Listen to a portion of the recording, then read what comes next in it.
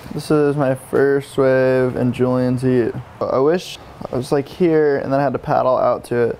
I wish I'd been over here almost. I mean, it was still a really sick wave. Felt kind of under it when I took off right there almost. That's the big main boil, and that's scary to drop in over. I kind of almost felt like I was in fault first, but then I made it. And I got in the barrel and I was stalling. And I mean, it was a good barrel. It was just really, really perfect. Yeah, I almost didn't actually go on this wave, but then I ended up going. And I was happy I went. It was a smaller right, and I was hoping there wasn't a 10-foot left behind it. This is in mixed heat. I really wanted to get the first wave of the heat. I pulled in, and the barrel ended up being kind of long. And I came out, and it had this real perfect little wall on it.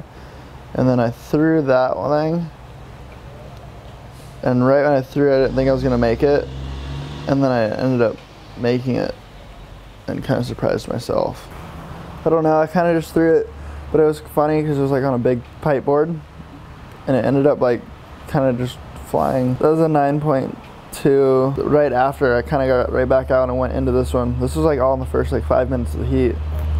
And then that one barreled and spit really hard. Get really caught up in the moment out there with the crowd on the beach. It's the most people I've ever seen at like a surf contest that were actually into the surfing. Like US Open, like it's kind of quarter of the crowd's into the surfing, or less than a quarter. This one was actually kind of cool because I took off and it was like a high barrel at first, and then right there it like went super wide. And I just remember I was like looking at Mick and he was just like looking at me in the barrel. But I was super stoked because I ended up winning the Triple Crown.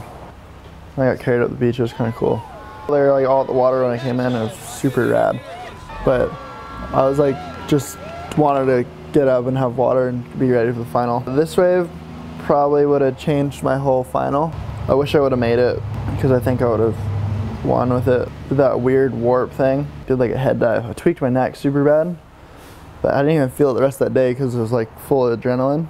The next day I felt it. This way I was paddling back out and I watched the peak come in. I was like, damn it. It looked like he was one of those big peaks that you're pretty far on the shoulder. I just watched him airdrop in, and then I paddled over the wave. And so I didn't see this whole part right here. And then I saw it spit super hard. And then I saw Kelly do the fist pump right here. And I was just kind of like, damn it, he fist pumped that wave, it must have been good. He just kept saying how psyched he was to be in the final and with me. And I was like, yeah, this is sick. But I just kept thinking I just want to win it. That's all I wanted to do. He said in that book that he wanted to surf against me in 10 years in the final at Pipe. And that happened. So he's kind of a prophet of some sort.